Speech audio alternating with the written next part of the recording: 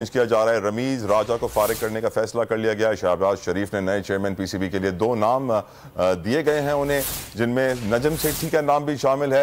Governing board दोनों नामों में से एक नाम तजवीज़ करेगा। जाहिद फारूक हमारे साथ मौजूद है। जाहिद, अपडेट कीजिए।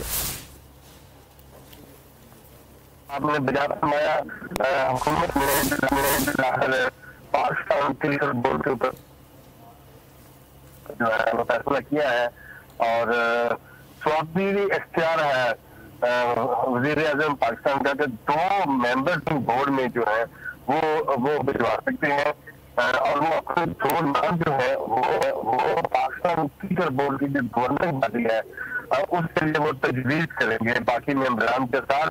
और जो पहले से वज़ीर आज़म के नाम है, जिनमें रमीज नाम है, वो नाम ऑटोमेटिकली ड्रॉप हो गया। तो जी, बहुत शुक्रिया आपका जाहिद फारूक, हमें अपडेट कर रहे थे। रमीज राजा को फारिग कर लिया गया।